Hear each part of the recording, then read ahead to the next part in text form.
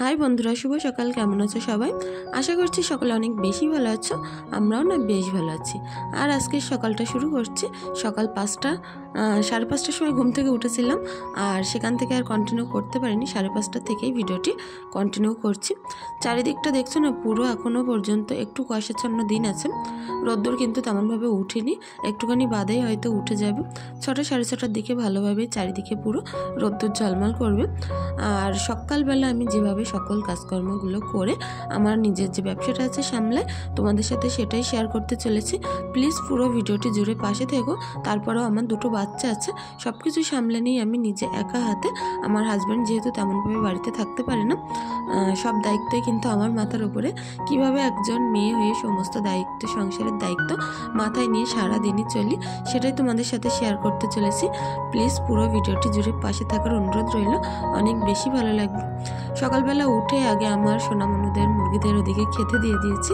তারপরে চলে আসলাম পুকুর পাড়ে। আর সকলে তো জানোই, যারা আমার নিয়তন ব্লগ দেখে থাকো, পুকুরে বাসন মাজতে একটু বেশি ভালোবাসি। আর যেহেতু সকালের পানিটা এতটা পরিমাণে চকচকে স্বচ্ছ পরিষ্কার হয়, তার কারণে না আরও বেশি তাড়াতাড়ি কাজগুলি সুন্দর পরিষ্কার পরিচ্ছন্নভাবেই হয়ে যায়। দুপুরবেলা যেহেতু প্রচুর লোকজন স্নান করতে আসে আমাদের পুকুরে, তার কারণে তেমনভাবে দুপুরের দিকে প্লেস পাই না। সেই একেবারে 10টা 11টার দিকে লোকজন আসে শুরু করে। আর সেই সন্ধ্যা রাত 8টা পর্যন্ত পুকুরে কিন্তু লোক ফুরায় না। যাই হোক, এখন সমস্ত বাসনপত্র মেজে একটা একটা করে ধুয়ে নিয়ে উপর করে দিচ্ছে। তারপরে বালতির মধ্যে কিছুটা ইশার প্যান্ট ট্যান আছে, সেগুলো ধুতে হবে। আর দুধের বোতল আছে, যে সকল জিনিসপত্র আছে সবগুলো একে একে আমি ধুয়ে মেজে পরিষ্কার করে নিয়েই ঘরে যাব। সিমরান ঈশা কিন্তু ওদিকে ঘুমাচ্ছিল, আর দুই অলসকে ডেকে ডেকে ঘুম থেকে তুলতেই পারছিলাম না। বলছিলাম আজ শবে বরাতের, যেহেতু রাত, কাল আমাদের দিন পড়বে। আর সকাল থেকে প্রচুর বেশি কাজকর্মগুলো করতে হচ্ছিল। রাত্রেবেলা যতটা সম্ভব ঘরবাড়ি পরিষ্কার পরিচ্ছন্ন মোছা, এগুলো আমি করেই রেখেছি। কারণ আমার তো দোকানে গেলে আর সারাদিন আমি বাড়িতে ফিরতে পারবো না, সেই আবার সন্ধ্যেবেলায় বাড়িতে আসতে হবে। আর সকল কাজকর্ম আমি রাত্রেবেলা কিছুটা করেছি, এখন কিছুটা করেই দোকানে চলে যাব। আর সন্ধ্যেবেলা বাড়িতে এসে অনেকটাই কাজকর্ম আছে আজ সারাদিন, যেহেতু অনেক রান্নাবান্না। আমাদের গ্রামে প্রচলিত আছে কি জানো তো, শবে বরাতের যে দিনগুলো হয়, সে রাত্রিবেলা আমরা সকলে একসঙ্গে, গ্রামের যে সকল মেয়েরা আছে সকলে একসঙ্গে, আমরা অনেক বউরা একসঙ্গে নামাজ কালাম পড়ে থাকি। আর তা বাদেও সারাদিন আমাদের রান্নাবান্না করতে হয়। করে যে সকল গরিব দরিদ্র মানুষ আছে, যারা একটু পার্বণের দিনে ভালো মন্দ রান্না করে খেতে পায় না, তাদের জন্য রান্না করতে হয়, সারাদিন করে বিলি করতে হয়। আর করার পরে সন্ধ্যাবেলায় আমাদের নিজেদের জন্য খাওয়া দাওয়া কমপ্লিট করে বাচ্চাদেরকে খাইয়ে নামাজ পড়া শুরু করতে হয়, যে যত রাত পর্যন্ত নামাজ পড়তে পারে। এটাই আমাদের এখানে প্রচলিত আছে। আর যেহেতু শবে বরাতের দিন একটা অনেক বেশি আনন্দের, আর এই দিনটা এতটা পরিমাণে মানুষ জামা কাপড় কাচা ধোয়া, পরিষ্কার পরিচ্ছন্ন, ঘরবাড়ি গোছানো, রান্নাবান্না, এগুলো পুরো সন্ধ্যের মধ্যে সকলে কমপ্লিট করে ফেলে। আর সন্ধ্যা থেকে যেহেতু নামাজ কালাম পড়া স্টার্ট হয়, প্রত্যেক বাড়ির ছাদের উপরে একটা দল গঠন হয়। সেখানে প্রায় 15 জন 20 জন করে বাড়ির মেয়েরা এক জায়গায় হয়ে নামাজ কালাম পড়ে। আর এগুলো সত্যি অনেক বেশি ভালো লাগে, যে কোনো পার্বণের দিনই সবারই অনেক বেশি ভালো লাগে। আমি তো চেষ্টা করেও আজ বাড়িতে থাকতে পারলাম না, বিছনার চাদরটা পরিষ্কারই আছে। তা বাদেও যদি সন্ধ্যাবেলা একটু সময় পেতাম, তাহলে বিছনার চাদরগুলো বদলে আরও একটু সুন্দরভাবে ঘরবাড়িগুলো ডেকোরেশন করতে পারতাম। কারণ এই সকল দিনগুলোতে ঘরবাড়ির যেমন ডেকোরেশন পরিষ্কার পরিচ্ছন্ন করতে ভালো লাগে, তেমনই কিন্তু আরও যে সকল বাদবাকি কাজকর্মগুলো করতে হয়, সেগুলো কিন্তু সত্যি অনেক বেশি ভালো লাগে। যেহেতু সকলে করে, নিজেরও কিন্তু মন থেকে অনেক বেশি ভালো লাগে করতে। আজ সারাদিন না আমার বাড়িতে পুরো লোকে লোকে অন্ধকার থাকে, কারণ পুকুরে এত বেশি কাচা ধোয়া মাজা ঘষা এই সকল হয়ে থাকে। সকলে সমস্ত ঘরের রান্নাঘরের জিনিসপত্র বের করে মাজা ঘষা করে থাকে। আর সেগুলো করার পরে কিন্তু সারাদিন রুটি বেলার একটা ধুম পড়ে আমাদের এখানে। আর যে যত রুটি, লুচি, ভাত, মাংস করতে পারে, সেগুলো সে ততই বেশি দান করে থাকে। আশেপাশে আত্মীয় স্বজনদের দিয়ে থাকে, গরিব দুঃখী মানুষদের। সন্ধ্যের মধ্যে সেগুলো বিলি করা হয়ে যায়। হওয়ার পরেই কিন্তু আমরা নামাজ কালামের দিকে আসি। আর যাই হোক, কথা বলতে বলতে আমি ঘরটরগুলো গুছিয়ে নিলাম ঈশার জন্য।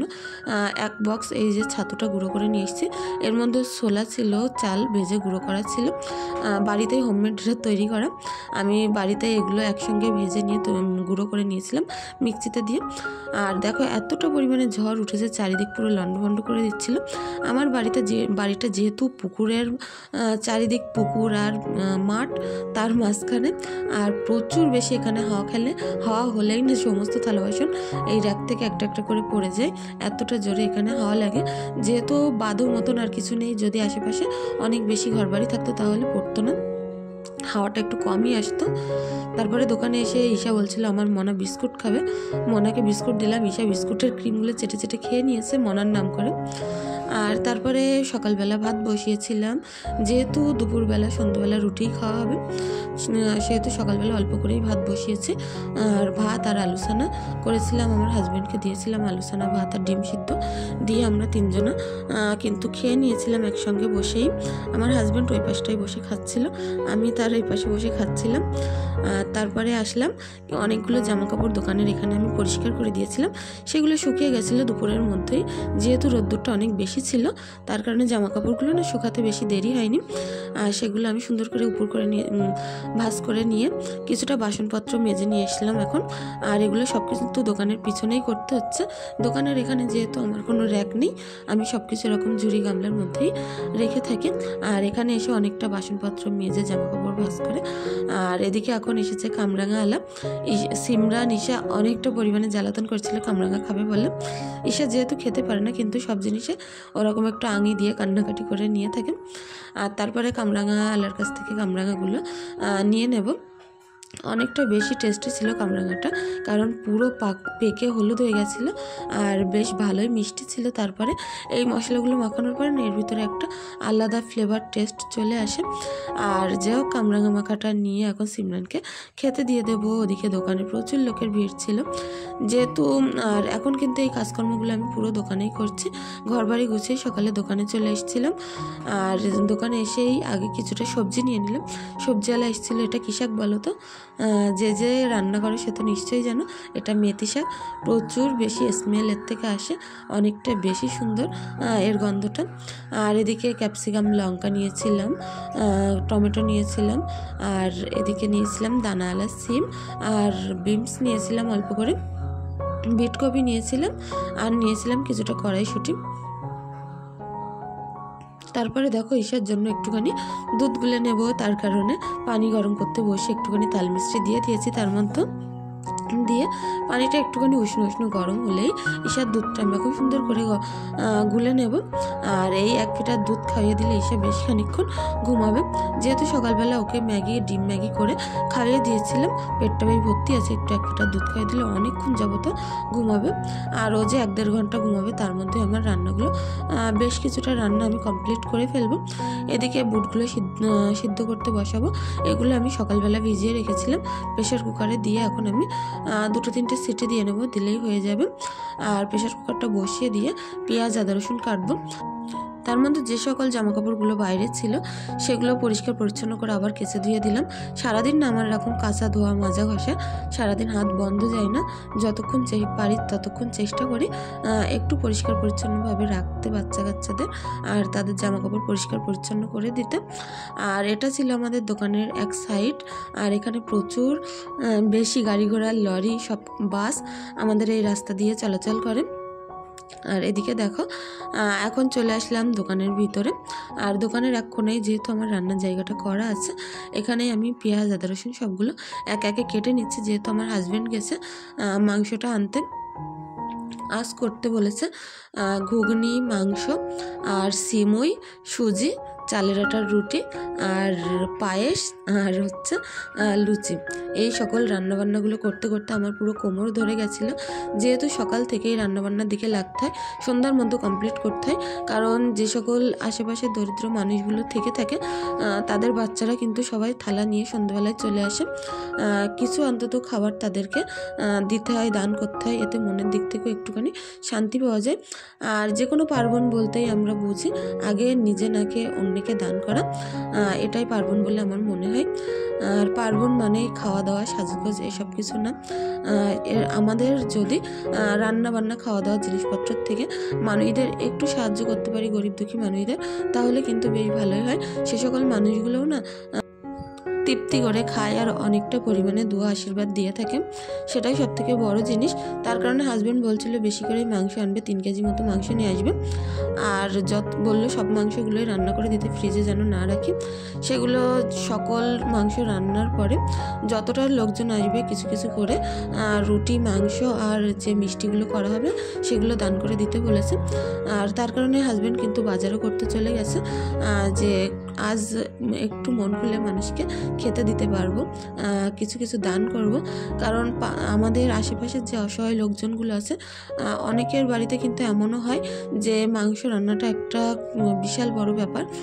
আর তা বাদে সেই টাইমে যদি তাদেরকে আমরা কিছু একটুখানি দান করতে পারি, তাদের পেটটা ভরাতে পারি কিছু অল্প খাবার দিয়ে, এতে করে কিন্তু তাদের মনটাও শান্তি পায়, আমাদের মন থেকেও আমরা একটুখানি শান্তি পাই। তার কারণে একটু বেশি করেই মাংস নিয়ে আসবে। আর সব কিছু রুটি টুটি যা যেখানে আছে সব কিছু একটু বেশি বেশিই করব। আর যেহেতু একা হাতে এগুলো পুরো করে ওঠা সম্ভব হবে না, আজ সব কিছুই করে নেব, কিন্তু রুটিটা বেলা ছেঁকা দুটো মানুষের কিন্তু প্রয়োজন আছে। আর চালের আটার রুটি এটা তো করতে গেলে একটু অযোগ্যেরই ব্যাপার, অনেকটা বেশি কষ্ট হয়ে পড়ে। তার কারণে আমার মাকে বললাম যে বাড়িতে রান্নাবান্না করতে হবে না, এখানে এসে আমার সঙ্গে একটুখানি রুটি টুটি বেলে দিতে, একটুখানি সেঁকে দিতে, বাদবাকি রান্নাগুলো আমি করে ফেলবো। কারণ রুটি বেলা শেখা আমার কাছে যেন অনেকটা বেশি অধৈর্যের মনে হয়। তা বাদে ওগুলো করতে করতে আমার তো দোকানেও উঠে উঠে মাল দিতে হয়, দোকানেও প্রচুর ভিড় হচ্ছে আজ। আর যেহেতু একটা পার্বণের দিন, আজ কিন্তু ভিড় একটু বেশি হয়।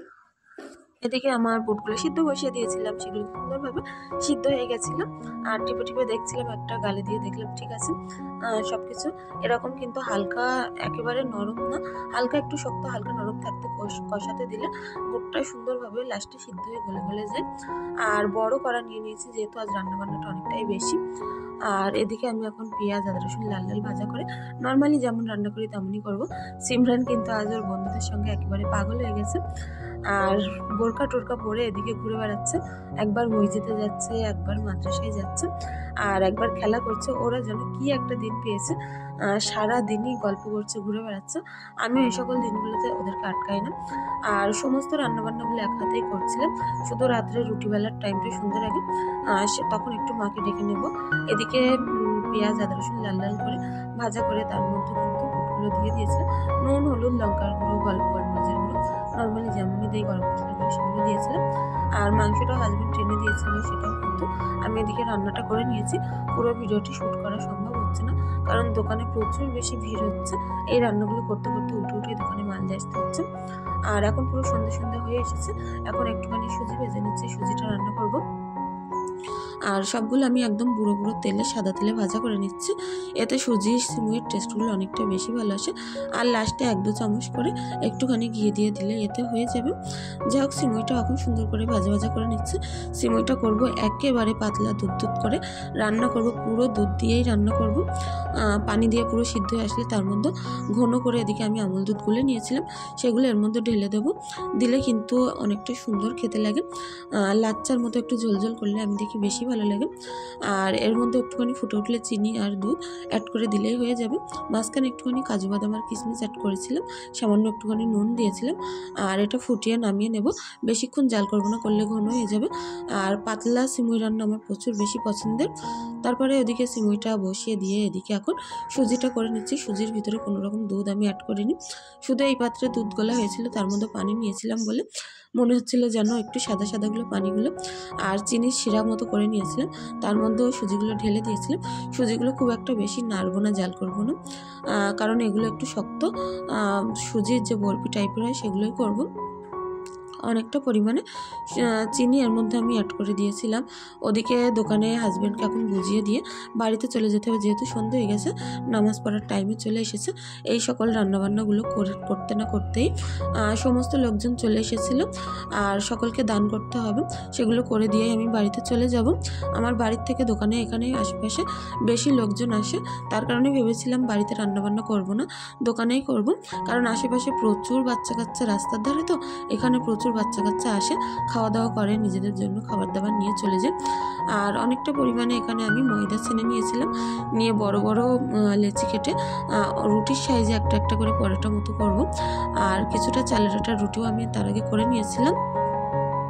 এদিকে আমি রুটিগুলো টপ টপ করে বেলে দিচ্ছিলাম, ওদিকে কিন্তু আমার মা সুন্দরভাবে সেঁকে নিচ্ছিল। আর বলি না, রুটি করার টাইমটাই একটুখানি অযোগ্য হতে হয়, কারণ একসঙ্গে এতগুলো রুটি বেলা সেঁকা, আর এগুলো যদি হয় তেলে ভাজা তাহলে কিন্তু পুড়ে যাওয়ার সম্ভাবনা থাকে। তার কারণে রুটিটা সেঁকার সময় মাকে একটুখানি হেল্প করার জন্য ডেকে নিয়েছিলাম। আর এদিকে সুজিগুলো আমি সুন্দর করে পাতিয়ে দিয়েছি, এগুলো 2-3টে থালায় পাতিয়ে দিয়েছিলাম। এগুলো যখন একটুখানি শুকিয়ে বরফি বরফি টাইপের হয়ে যাবে তখন আমি একটা একটা করে তুলে নেব। যাই হোক, এখন আমি সুন্দর করে এই পরোটাগুলো বেলে নিচ্ছিলাম। আর তার মধ্যে জালনা দিয়ে একে একে লোক এসে খাবার চাওয়া শুরু করে দিয়েছিল। আমার মা ওদিক থেকে জালনা দিয়ে সকলকে একটু একটু করে দিচ্ছিল। এভাবেই কিন্তু আজকের দিনটা আমাদের কেটে গেছে। আর পুরো অন্ধকার অন্ধকার হয়ে এসেছে, সকলে নামাজে দাঁড়িয়ে গেছে। এখনও পর্যন্ত আমি বাড়িতে ফিরতে পারিনি। বাড়ি থেকে অনেকেই ফোন করছিল যে তাড়াতাড়ি এসেও নামাজ পড়তে হবে, নামাজ পড়তে হবে। আমি বলছিলাম একটুখানি তোমরা পড়তে লাগো, আমি যাচ্ছি, আমার একটুখানি কাজ আছে, এখানে হয়ে গেলেই চলে যাব। এদিকে আমার মা একে একে রুটিগুলো সেঁকে দিচ্ছিল, আমি ওদিকে বক্সে বক্সে সমস্ত খাবার দাবার রেডি করছিলাম। যেহেতু অনেকটা বাচ্চা কাচ্চা লোকজন চলে এসেছিলো, তাদেরকে খাবার দাবারগুলো দেওয়া হয়ে গেছিলো। বাদবাকি অল্প একটু একটু যেগুলো ছিল সেগুলো নিয়ে আমি বাড়িতে চলে এসেছি। তারপরে একে একে সমস্ত পোটের ওপরে, উঠোনে, তারপরে আমার এই কার্নিশের ওপরে সব জায়গায় মোমবাতি ধরিয়ে দেব। আর এগুলো দেখতে না প্রচুর বেশি ভালো লাগে, মন থেকেও অনেকটা ভালো লাগে। এগুলো হয়তো কোথাও মোমবাতি ধরানোর কোনো শরীয়তে কোথাও লেখা নেই, তারপরেও এগুলো করতে বাচ্চা কাচ্চা ছোটো না, অনেকটা বেশি ভালো লাগে, তারাও অনেকটা আনন্দ করে। এদিকে ঈশা দেখো অনেকটা বেশি আনন্দ করছিল, হাততালি দিচ্ছিল আর বলছিল যে কি মজা কি মজা, মা লাইট জ্বালিয়েছে। ও তো বুঝতে পারছিল না এগুলো মোমবাতি, বলছিল কি মজা মা লাইট জ্বালিয়েছে। ও কিন্তু এখান থেকে নড়ছিলই না। আমি বলছিলাম হাতটা দেবে কি, তার কারণে একটু দূরে দূরে দিয়েছিলাম যাতে ও হাতে না পায়।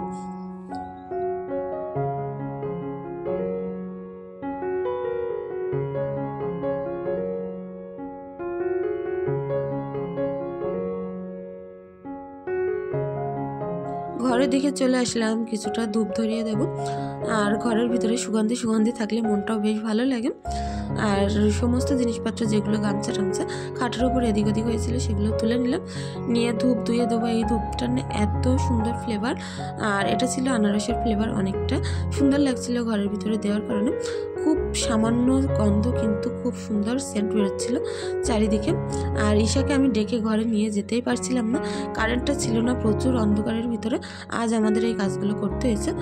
আর যাই হোক, রাত্রিবেলা সিমুই, সুজি, পায়েস, রুটি, লুচি, ঘুগনি, মাংস, যে সকল রান্নাবান্নাগুলো করেছিলাম সেগুলো নিয়ে নামাজ কালাম শেষ করে খেতে চলে এসেছিলাম। যাই হোক, আজকের ভিডিওটি এখানেই শেষ করছি। সকলে অনেক ভালো থেকো।